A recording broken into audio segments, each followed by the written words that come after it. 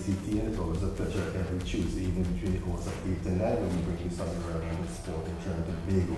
On tonight's program, we're going to be talking about the sport of badminton. But before I do, I just want to say a big shout out to all the loyal Scoreboard fans and all those who know Scoreboard and outside there and who have supported us all the years. A big shout out to you.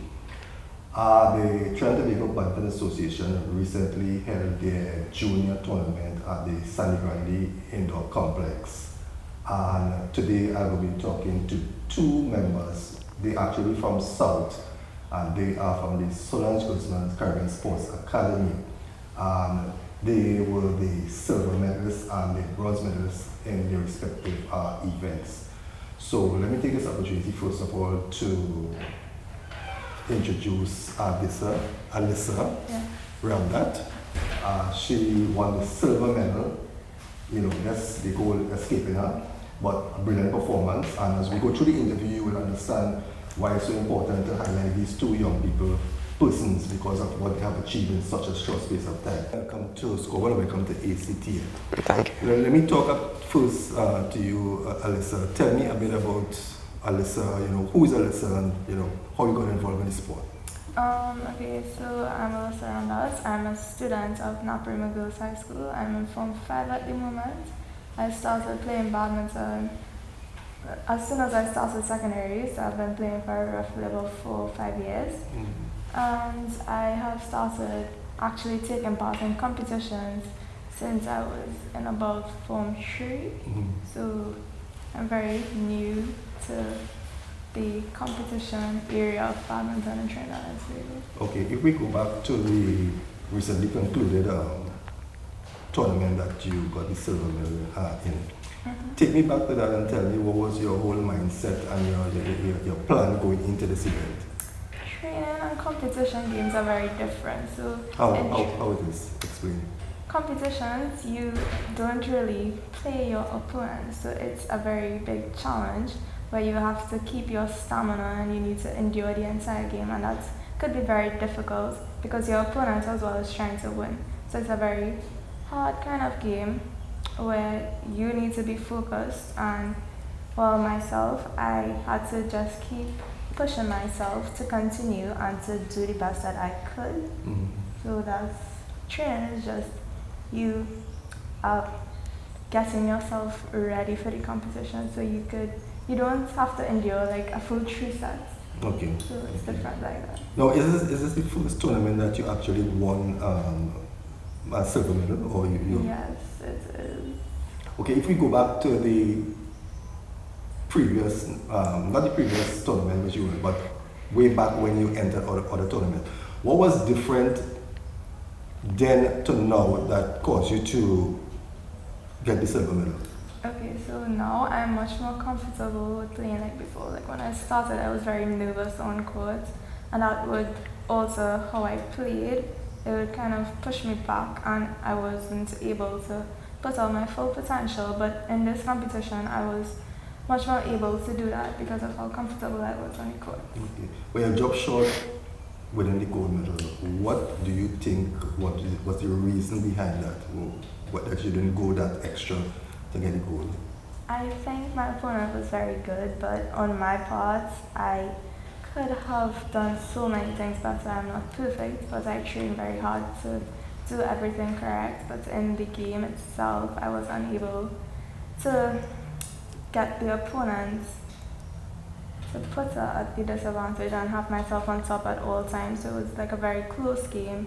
So at the end, she was able to overpower me and become champion. What have you taken out of that tournament that you feel that you're going to implement as you go along in the sport of badminton?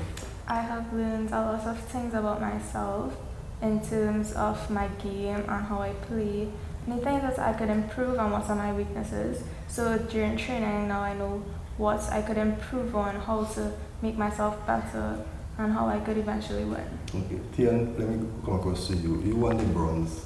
Tell me a bit about you, who's Tian, school, and how you got into the sport. I am Tian Ramdat. I currently attend Presentation College, San Fernando.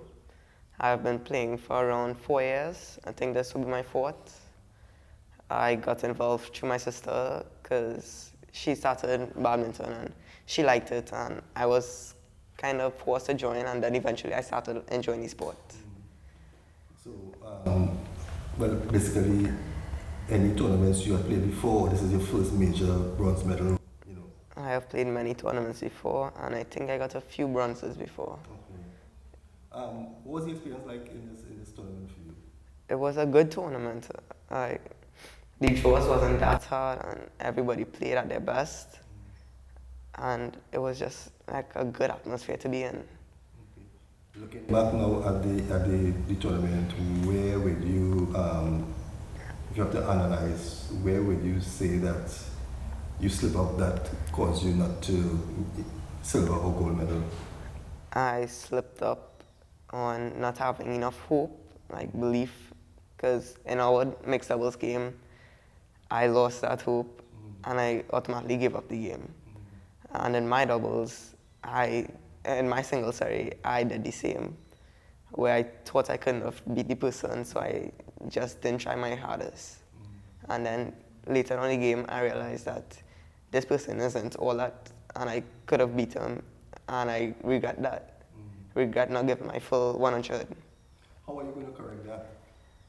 I will try to improve my attitude on the game and just fix everything that is there to fix and improve my game all around. Now, I saw you all play well, that's the only time I ever see you all play mixed doubles, right? And from where I sat, there was no chemistry at all. This was our first time playing. Right, so are you all going to continue playing mixed? No. Or you're answering too quick? Or are you all going to be searching for, different partners to play mixed doubles? Yeah, I have an option of players that I could pair up with. So for the next tournament, I'm going to experiment with one person, and if we see results that we like, we could possibly continue as mixed doubles partners. So you're only playing like brothers and sisters? No, it doesn't work out. It doesn't work out. No. It doesn't work out. You all have been with the Solange Guzman Caribbean Sports Academy club for how long? At the beginning of this year. Beginning of this year. Yeah. Would you all say that getting involved in this club has improved your ability in the game to wherever you were previously? Yes, it has a lot. With Solange Guzman Caribbean Sports Academy, it has just brought out the best of us. In our previous club, we weren't able to do that, but this training and the tactics that we learn here, it more teaches us to try our best and to seek within ourselves the potential that we have. And Solange, she trains us to do that. The training is very one-on-one in this club, which we didn't really get at our old club. So it really challenges us to do the best at training and at tournaments, and that's what different.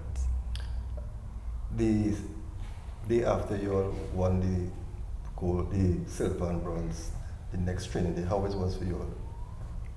It was back to the same thing as it was before the competition. We are constantly training to do our best to just become better at everything. But what would you all like to, what goal have you all set for yourself in the sport of badminton? I know that you all are pretty young in the sport still, but I'm sure that you all have set goals, that you want to achieve. Maybe your first goal was winning a medal. Now that you have won the medal, what's next for you? Well, Trinidad doesn't offer much competitions for us to participate in, and it's basically the same crowd of athletes that we are competing against, so it's not much of a growth for Trinidad badminton itself.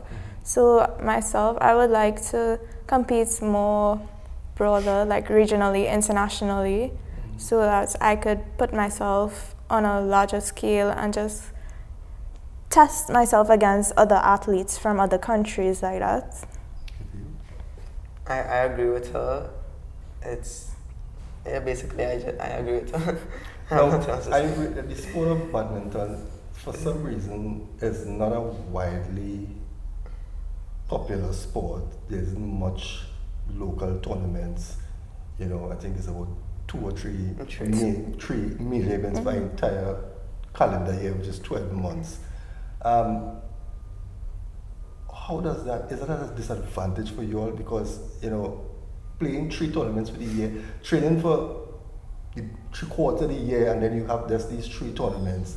I mean, come on, what's you all take as young athletes? What would you all like to see the association do to improve or to have more competitions that, you know, it can help you all skill-wise? I definitely think that there should be more tournaments that is held, even if it's just friendlies and no medals would be awarded.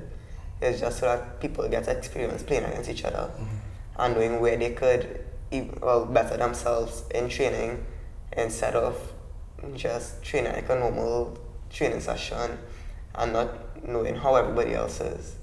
And it gives you more of a challenge and makes you push yourself beyond where you currently are. What about your schools? Do they have like schools competition? I mean, in the school itself? We have 1 tournament. In the school? Well, it's like a national school tournament. Oh, that's 1 out of the 3 tournaments for the year? Yeah.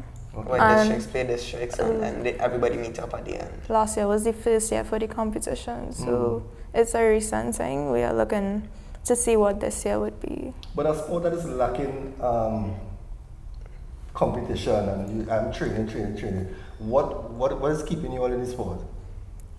I have a passion for badminton, and it's right now I'm in Form 5, so it's like exams, but I would like something to keep me active that I enjoy doing as a relaxation, and that's why I do badminton. Oh, very good. My passion mainly keeps me in the sport, and just the drive it gives me.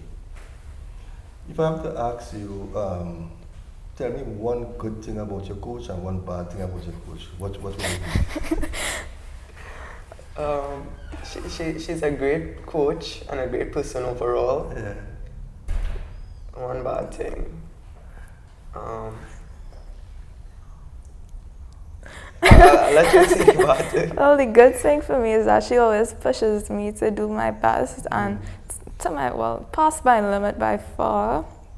I can't think of any bad things right now. She doesn't overtrain you or anything like that, right?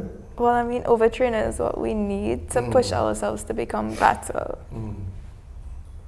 Tell me a bit about the club here at the indoor complex in Pleasantville. What's the camaraderie like with the other players? Because I know that the club here, parents are also involved.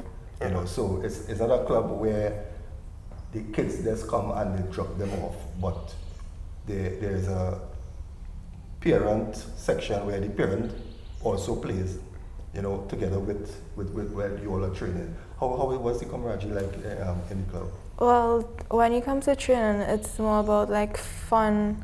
For like the smaller ones especially, they get to play badminton and they always laughing and having fun and doing everything. And then when their parents are there, they always just go to them smiling and they could just laugh about and have fun while doing it. Because the parents are now beginners as well as the smaller ones. Okay. So like they just have fun growing in the sport together. Okay. So as from today, what have you, Alyssa, set your eyes on in the sport of badminton? What's next for you? We've been looking at some tournaments in the Caribbean. So I would like to go to one of those sometime very soon. So I could, as I said, like put myself on a larger scale, compete against more persons. Okay, Tian? Small goal, I have decided that I will try my best to at least win a gold medal in one of the events I'll play in the upcoming tournament, which will be next month in October. Oh, there's a tournament in October? Yeah, solos. Okay. And I would like to play in a regional tournament and hopefully do well in that, and later on go into playing international tournaments. Well, let me take this opportunity and wish you all the best viewers. We have here the silver and bronze medalists from the recently concluded Junior Badminton Association tournament, which is held in Sandy Grande. I really want to wish you all the best. You'll have a good coach, and once you keep focused, you know, I am sure that you are going to reach where you all have set your eyes upon, and I'm really hoping that the association will take heed of what you all said there. More competition is needed. You can't be training. We need more competitions to get you all to the point where you all can be considered, elite badminton players. So again, on behalf of myself and ACTN, we're going to wish you all the best, and we'll keep you all in focus and keep you all up to date, the viewers up to date as what's taking place with this brother and sister combination, minus the mixed doubles. Because they don't measure at all. It's like water and oil. Because we're going to take a short break. When we come back, I'll be talking to their coach to hear more about what she has in store for them, because they didn't say anything bad about her, so I want to hear what she has to say about them. We'll be right back after this.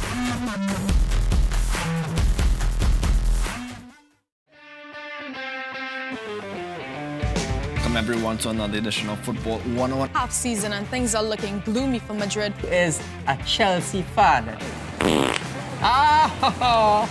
I only know one side of Manchester and it's red. I don't know about any blue side. Yes, I'm an Arsenal fan. That's very unfortunate. I love you, Messi. Mike want to say thanks for... No! What are you gonna do? We bring the feel directly to your home.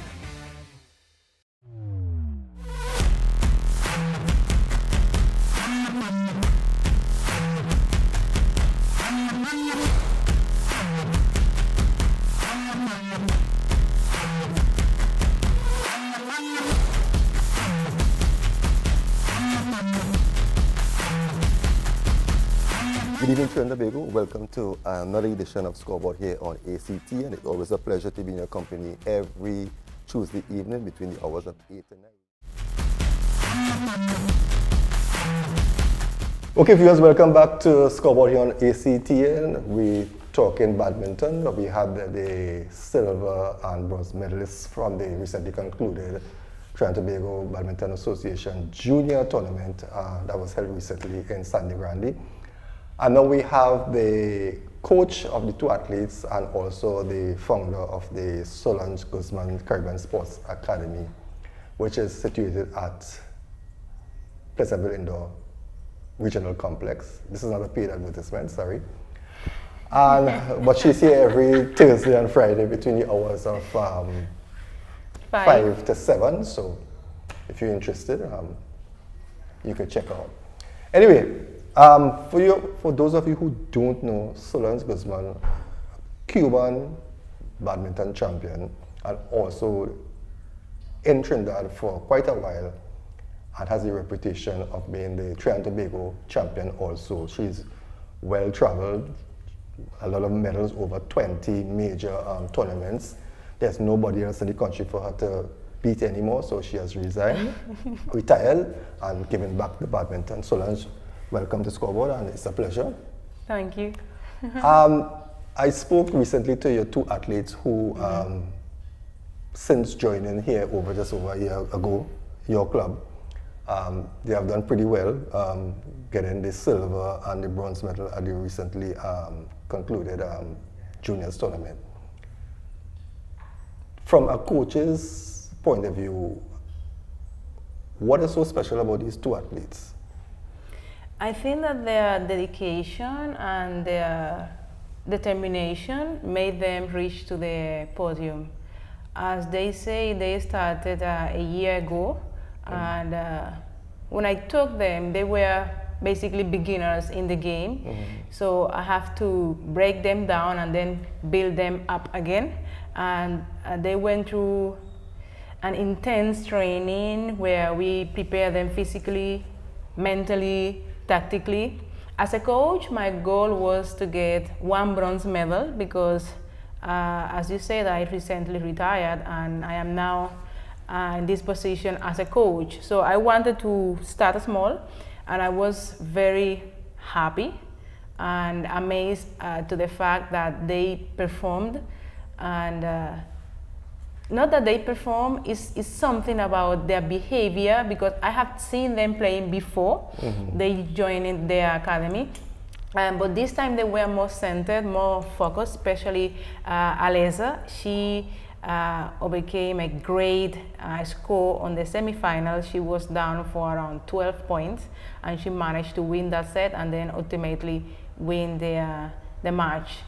They have a lot of potential, and if they continue the way they are going, the sky is the limit. I always tell them that, but they have a great responsibility because they reach to the podium now, but it's not a matter of reaching, it's to keep yourself there. Now for us, it's a matter of changing the color of the medals to perform greatly, and I also encourage them to be role models because they are the more advanced player we have in the academy. Everybody else is kind of beginners, and I encourage them to be disciplined, to be on time, to train to their maximum potential, because that is the only way that they could get there. We do not have a permanent venue, a place that we can call home. We are here, yes, on Thursdays and Fridays, but it's only 2 days. And I am not preparing them only to participate in national competitions. I want them to go outside of Trinidad to participate in other competitions besides Carabaco, because I believe that as an athlete you need to have an ultimate goal beyond being a national champion, beyond being a Carabaco champion. I would like them, yes, everybody wants to reach to the Olympics, that is every athlete's dream. But to get there, you have to think about CSC Games, Pan Am Games, Pan Am Championships, World Championships, and so on. So I am preparing them to climb the ladder. I have spoken with their parents. Their parents are very supportive. They are very committed. They are not preventing them to enjoy the sport. So the ball is always on their side. It is all up to them to continue giving their best and to continue excelling in the sport of badminton. When you look at their performance at the recently concluded event, how far are they off from really being, when I say, yes, they won medals, but how far are they really off from really to be competitive, you know, that they can go there and change the silver to gold and from the bronze side of silver to gold? Well, I have two answers for that question. If I'm going to compare them with the level that we have here in Trinidad, they are right there. Okay. All what they need is a few months and they will be ready to be in the finals. But I compare them with international players, and the main challenge that we have is that these players only train 4 hours per week. So when they compete in a local tournament, every other player trains at least 6 hours per week. That is 3 training sessions, let's say 2 hours minimum. Athletes from the region, Jamaica, Barbados, Suriname, most of them, they have their permanent venues. They are exposed to at least 10 to 12 training hours. And that is one of the things that I try to always tell them. When you come here, you have to maximize the time that you have here. If it is that you want to move away from the stigma of just being a national champion. Anybody could be a national champion. But after you win 5 national championships, what is in it for you? Okay. You, as an athlete, you need to have, a major goal. You need to think bigger. And I do not believe that you start telling that to the athlete after they win nationals or so. I tell them that since the beginning of their training. When they come to me, that is one of the first questions I ask. How far you want to reach in the sport? If you tell me, well, I just want to take a sweat or so, then I will know what to expect from you. But if you tell me, I want to become a professional, I want to represent my country with pride and to the best of my abilities, I want to be the best I can be, then I am all in, and I put you through a grueling training. I don't make joke with my training because I want my athletes not to win all the time. Yes, every coach wants that, but I want them to perform well all the time. They must be able to compete at a high standard. Yes. Now, the next question that I want to bring to you is that when I was talking to them, they train so many days, regardless if it's 2 hours or 1 hour, but then the sport only has 3 major tournaments for the year. Yeah. Is that fair to the athletes? No, it's not. It's not. I think that like any other organization, the Badminton Association ought to have more competition. At my end, we have taken steps to have our own event too, because I believe that players need to have a reason to be in the sport. They need to keep motivated, not only to participate in national events, but to fan competition, inter-club competition, cups, and so on. And the Academy is currently partnering with the Shuttle Force Badminton Club to have our Badminton Cup. You know, in the future, when we reach further into the preparation, I will be able to release more information about it. But yes, we are going to have our own events, and we are also going to assist the association with their events. You are not only stationed here at Pleasantville, you're also at the indoor arena in Chagarigua. Yeah. What sort of athletes you have up there? Any emerging talents that we can discuss? Oh yeah, I love that club. That club started like 8 weeks ago, I per se. And I have like 4 females. They are aged between 6 to 10 years old, and they are very enthusiastic. I have one boy that he's very young. He's like 5 years old, and he's funny and full of energy and so on. And I think that club have a lot of potential, because we are the only club between La Jolla and Valencia. A lot of people have been contacting the Academy, inquiring for information about the training. We are there on Wednesdays from 5 to 7 p.m. But back to your question, I like to train young people, new blood. I realize you don't have any, most of your athletes, they are new to the sport. New. So you are grooming athletes from... Yeah. All that have been approached by a lot of players from everywhere in Trinidad and Tobago to join the Academy, but I believe in transparency. I believe in respect other coaches and other clubs. That is why I do not admit anyone who belongs to any other club in the Trinidad and Tobago badminton fraternity.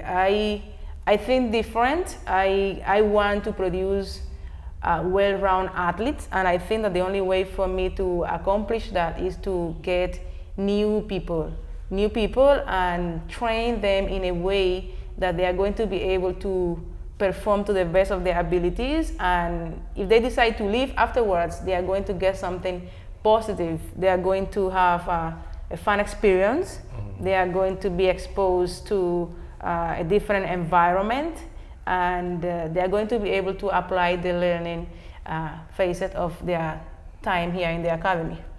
What was it like for you seeing these 2 athletes achieve the silver and the bronze medal as a coach who now start and having them here just under a year time? Because it takes a long time to, in any sport, for you to just go out there and win medals. It takes a lot of training and more time, but in just under a year, you have succeeded in 2 of your athletes. I know that you had other athletes that went on and took part in different competitions, but these 2, as a coach, what was your feeling like when you realized that they have won a medal? Well, that is a funny question, and I was very nervous.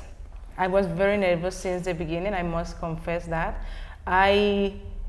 When I was a player, I never used to feel that nervous because I felt on control all the time.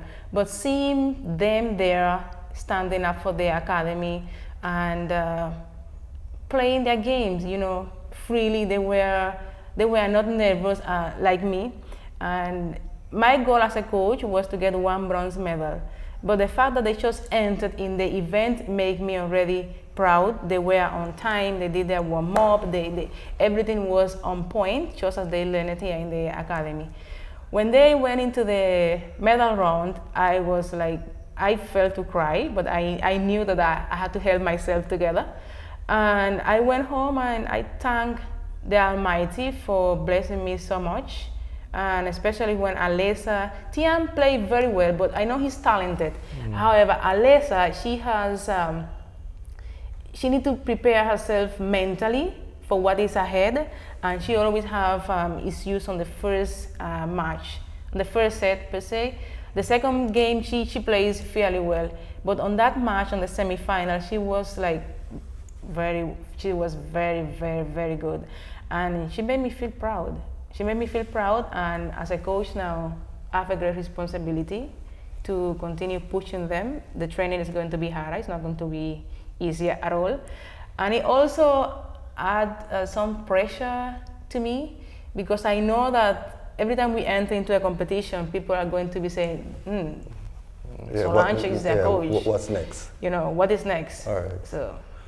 Well, Solange, on behalf of ACT and myself, I want to congratulate you on a fine job. Keep up the good work. And viewers, remember, the Academy is here on a Thursday and Friday between the hours of 5 to 7.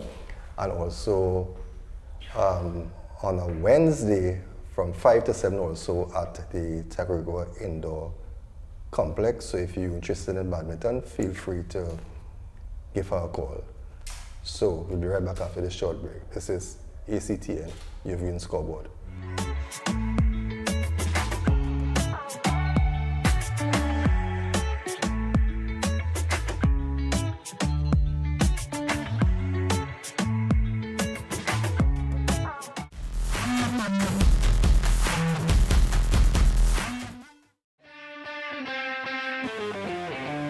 Welcome everyone to another edition of Football 101. Half season and things are looking gloomy for Madrid. Is a Chelsea fan. I only know one side of Manchester and it's red. I don't know about any blue side. Yes, I'm an Arsenal fan. That's very unfortunate. I love you, Messi. Mike, want to say thank you. No! What are you gonna do? We bring the field directly to your home.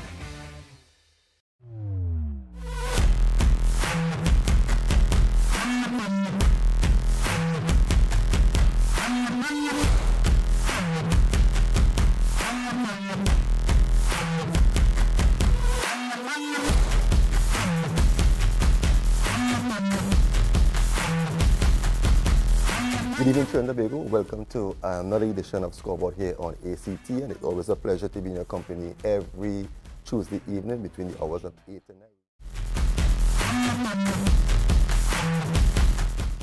Good evening, Trinidad and Tobago. Welcome to ACTN. Today we are here at the badminton tournament, and we're going to get some more information pertaining to what is happening here today. But it's my privilege because I have with me Rahul Rampasad, and he's the president of the Trinidad and Tobago Badminton Association.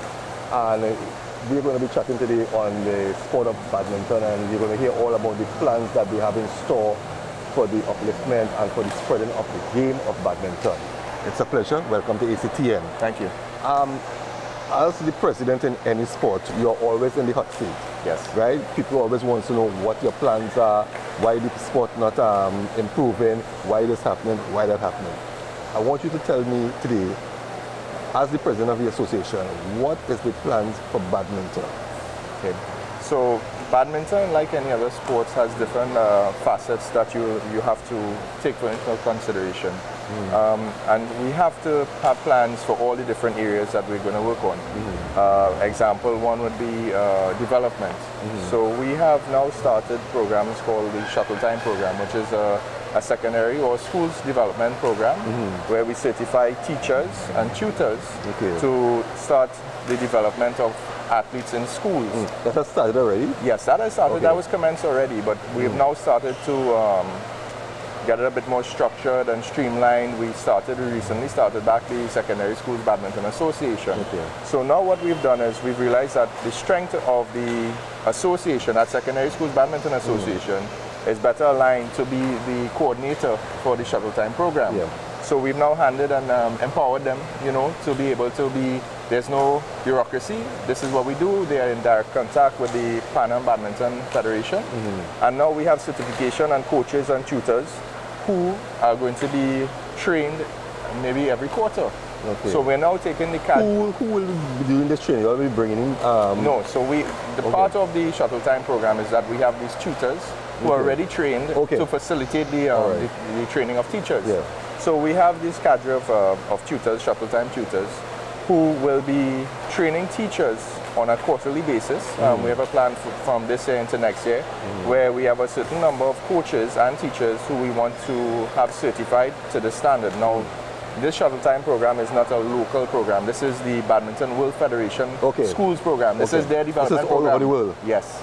So now we're giving the teachers the opportunity to be certified as these tutors, trainers, and also making sure that that development program is in a standardized format.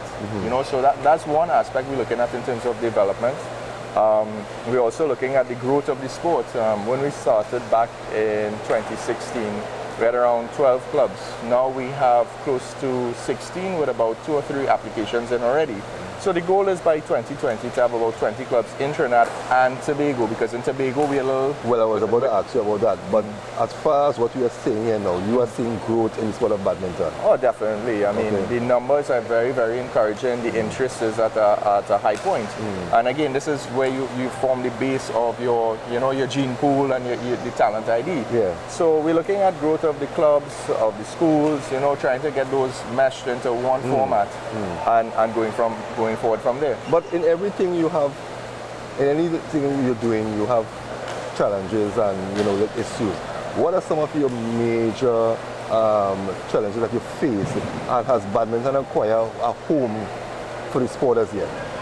So we have had, I like to call them false starts. You know, badminton is like a engine that's about to tumble and get going, you know. And early on in our term, we were fortunate in that the then Minister of Sport, Mr. Darrell Smith, facilitated badminton by granting us a home at the National Racket Center. And it's, I would say at the beginning of this year, we've had some challenges with the facility and getting use of the facility, and that's why now we're at this other facility here, having these tournaments. So it has inhibited us in hosting as many tournaments, as many events that we would like to, because we were given a home but kind of had it yanked out from underneath our feet. So we're working with Sport Company right now at this time to see how we can rectify this situation. And I foresee in the near future that there's going to be some developments in the benefit of badminton. Okay. Now, some people will say that badminton is not widely popularized, you know, as the other sports. What plans that you all have in place to have badminton out there, that's, you know, so in the public space? In the public space, yes. So one of the ways we're going to do that is with the number of tournaments and the launch of the National Badminton League, so that you get updates on the papers and the social media and the media every single week. You're going to see more events being held locally. Because, example, if you were number 1, I were number 2, currently, as the number of tournaments we have, we might play 2-3 times a year. But now when we have a league and when we have more tournaments where we're going to actually have incentives for clubs to host their own tournaments as well. That is good. So you may have, out of the 15 clubs, you might have 15 tournaments for the year, plus our league, plus our international tournaments. So we are going to increase the number of events and the frequency of these events over the next span of next year. Now, you mentioned schools. Are there, like, you know how we have the secondary schools football league, you know, secondary schools track and field. Does the Badminton Association has a school league or let's say a tournament that takes place during the calendar year? Yes. So there is a secondary schools tournament, and again, this was the second year that they have been restructured and reformed. So I mean, I have to give them their credit. They've done an excellent job at launching or relaunching badminton into the schools. And what we currently have is we have a structure where they go out into the zones. So you have your zonal qualifiers. That I think that is actually starting in October. And then they have a finals in January. So it starts in the calendar year for the schools tournaments. And they have this tournament where last year we had over about 400 students participating. So it's a very nice turnout. What about coaches? Do you have sufficient coaches that as the sports grow, right? Let's say a rural community decides that they want to invest in badminton. Do you have sufficient coaches to send out? So again, like all sports, you asked us about our challenges, and coaches are one of the areas of, I would say, not concern, but it's an area that we need to develop. So we've started with the shuttle time program, and what we have found is that where you have a PE teacher or someone who is doing badminton in the school, they start to say, well, hey, I have some good players here. I want to start up. I want to form a club. Because that is like the grassroots where you'll get. Correct. And this is where we have. This is the beauty of having these programs, because we have seen PE teachers who are from the area where that school is have started a club and have applied to be a club. So this is in terms of the growth and the coaches. What we have also done is we have standardized the programs that the Trinidad and Tobago Badminton Association will be rolling out to the coaches. So if, let's say you're interested in becoming a coach, we now can give you a booklet and say, okay, this is the shuttle time program. We could even give you an app and say, look, this is the shuttle time app. Right? And then also our next level of certification now is going to be the Badminton World Federation Level 1. Right? So that is what we're rolling out in quarters, and we're introducing it into stages. So we have a cadre of coaches who were certified over years at the local level, but we found that the manuals being used were a bit outdated, the certification. All sports revolving. It was too much margin of error in terms of how they were certified. And what we're looking, we standardize that now. That was passed at our AGM. And we have a 2-year period now where we're going to take all those coaches who are local certified and say, hey, you now need to be certified at Badminton World Federation level. And this certification allows them to coach anywhere in the world. Right? So we are looking to invest in the coaches by training them and also introducing new teachers, people interested by having programs every quarter. What about funding? Because we know there's a big issue with sports right now. How are you all making out? This is one of the toughest areas, I must say. We've been fortunate over the last 2 years that we did get a healthy subvention from the government. And with the economic times this year, it's been a bit harder for us. And that's why we weren't able to send out a huge team to the Caribbean Championships, if any at all. We had to stop sending athletes, which we normally send to the Pan Am Championships. It is very difficult. I mean, you can't hide it, you can't sugarcoat it. Yeah, that's true. Sports can't operate without a certain level of funding. We've been fortunate that, like anything else that you have a passion for, we have had members of the executive who will put out their own money to foot a bill. We've had corporate sponsors who've come in and have assisted us. But you know, it's an area that we need to address, like other sports. And I'd like to see that the government, you know, takes a higher interest and see what the so-called not popular sports or mainstream sports are doing, and come and see, you know, hey, the amount of kids we have here, what programs we put on, how our books look. You know, they always want to see the accounts. We are up to scratch, and we're hoping that they take that into consideration and look at investing in badminton. That is the reason why I try to go to rural communities and do sports, because the football, the cricket, the track and field, they're all well taken care of. But there are other sports that have greater numbers, and when I say numbers, in terms of young people, right? And those are the sports that I tend to see not getting the recognition or the funding from corporate Trinidad and Tobago. And I always say sports is a deterrence to crime. Yes, I think what I would like to see is that the Ministry of Sport, they incorporate into your subvention. You know, you have to have your agreement with the government, stating that, you know, listen, if we are supposed to be provided, part of our scope must be that we work with children in homes and in rural areas. And you know what? You just come and you audit and make sure that we do these things. And then we're given funding. And another aspect of badminton now that we have started probably within the last month or so is para badminton, right? Explain. Para badminton is like the Paralympics. So there's different grades of abilities in that sport, and we are now being provided the opportunity to send a coordinator and a coach for training. I think it is in Brazil, in October in Brazil. They're going to be trained, so when they come back, we have someone who's going to be coordinating with our Paralympic committee in Trinidad and working with them towards starting para badminton in Trinidad. That's a great idea. That's a great idea, because sometimes in sports we leave out so many times those underprivileged, or the ones that you call para. Because I mean, look at Marsha Kane and Akeem Stewart. I mean, they have done great. I mean, with badminton, we have a special recognition for athletes with those abilities. The reason being, we had one of our most famous coaches was a right arm, left-hand. Yes, Trevor Smith. Yes. Trevor Smith was a left-arm player. He's an icon in badminton. Lost his arm, came back and won a tournament on right. So he is an example for anyone who wants to see what you can do in badminton with abilities. So we already have that model. We have that icon, as you say. So for us, it's not a challenge. It's just to get the certification and how to train these athletes and how to work with them. Okay. We have not had a badminton player qualifying for an Olympic. Do you see that in the near future? And who are some of the players that right now that you feel with proper coaching, mentoring, everything can reach to a very high standard? So we are in 2018. I would say that it would be very difficult, if not impossible, for an athlete to qualify for 2020. Because not on ability, more so on funding. Okay. Because you have to travel to a lot of international tournaments to get the world ranking points to even qualify for the Olympics. Okay. The process of qualifying for the Olympics is one of the hardest, in badminton, is one of the hardest sports to qualify for. You have to be in maybe close to top 50 to top 60 in the world in your discipline. Okay. That's for singles. In doubles, you're talking about the top 20.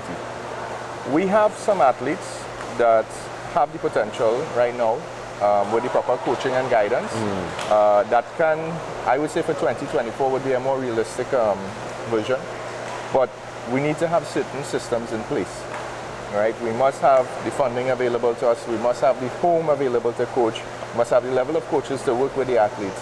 So it's a number of factors. Yes, but we have the raw talent. We have the raw talent, we have the numbers, and we're going to increase the level of competition. So we're starting and working on getting those things in place to give them the opportunity to do that. But we also need the assistance from the government. And I can see it happening. I can see by 2024, 2028, we have more than one athlete fighting for that spot. Who that may be, well, I can't say out front. Maybe they might come from the program that you started in the school. I think it could be one of these athletes from behind us here. 2028 is 8 years, 9 years away, you know. So it could happen. Is there anything you want to share with Trinidad and Tobago before we wrap this interview? I think, you know, if you're ever interested in badminton, check out our website, ttbadminton.com. It's the fastest racket sport in the world. You think, you know, like football, you want to take a sweat, it's not only competitive badminton.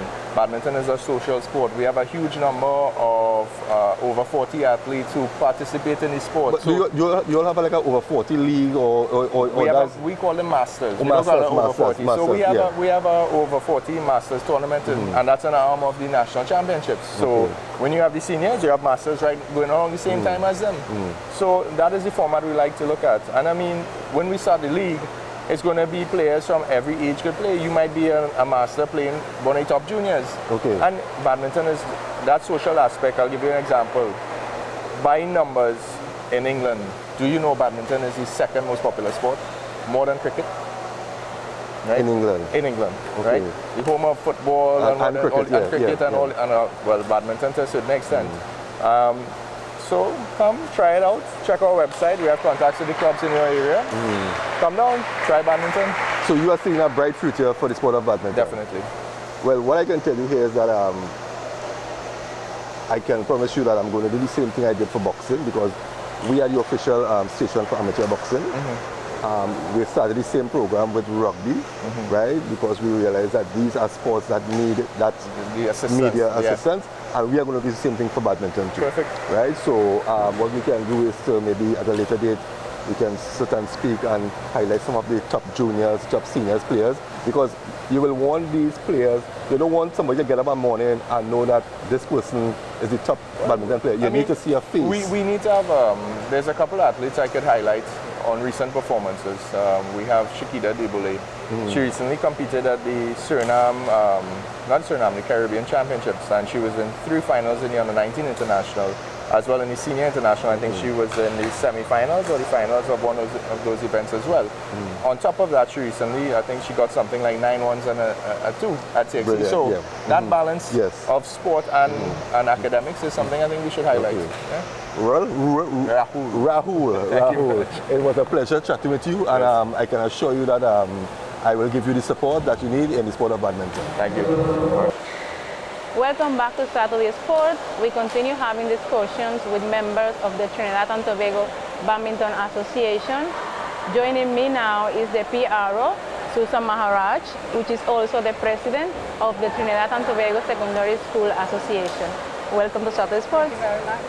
So, what can you tell us about your plans for the development of badminton in secondary schools? Well, last year we really started off with a bang. and we had a championship which was held in October. And we had a really good response. We had about 43 schools, about 280 student athletes, about half boys, half girls. So what we found happening was that in the preliminary stages, they weren't getting sufficient playing time, and we really wanted to encourage more athletes to play competitively. So we are changing it this year. What we're doing is introducing a league. The league will be held in each of the education districts. We have 7 education districts in Trinidad and 1 in Tobago. We will confine it to Trinidad for now for, there's certain things that we have to put in place for Tobago. And so there will be a round-robin type competition within the education districts. So schools will play against schools, and this way more athletes will play. Changes we have made this year as well is last year we had just one sort of tier in that it was just all students in secondary schools.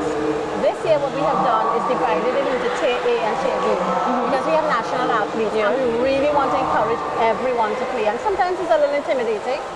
So what we're doing this year is tier A will be for athletes who have taken part in at least one national competition. And tier B will be for everybody else. So they will be taking part in under 13, under 15, under 17, under 21 because we do have Form 6s. Really? Yeah. That is wonderful. Pardon? That is wonderful. Right? And it will be in girls singles, girls doubles, mixed, boys singles and boys, girls singles, boys singles, girls doubles, boys doubles. So it will be those 4 categories. No mixed doubles? No mixed doubles because we have schools that are unisex schools. And we haven't found a way to sort of surmount that yet. So we have to, that's the future plan. And there will be winners in each of those categories in each district. And then we will have a 2-day national championship in January 10th and 11th, from which the champions in those divisions will be chosen.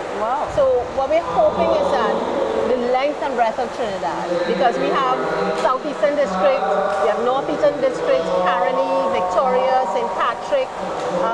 I know I've left out some, but I can't remember this point in time. So they will be playing everywhere, utilizing school facilities. Wow, that is wonderful. We have actually done an audit of the school facilities, so we know which schools have courts, multiple courts, etc. And I think in that way we really will get the school administration involved. We will get the schools themselves energized, because right now in South is football, is cricket, and badminton. It's not really in there. So that's really what we're planning to do, and we're hoping that by this time next year we can get it up to 55, 60 schools taking part in it, and about upwards of 400 players taking part in it. And the other thing that will happen is once this is going on, schools will start clubs. You will have these badminton clubs from which these athletes can come into the national stream. Okay, that is fantastic. And how do you see the development of badminton in the association going on? Well, I'm really excited. We have a dynamic executive team.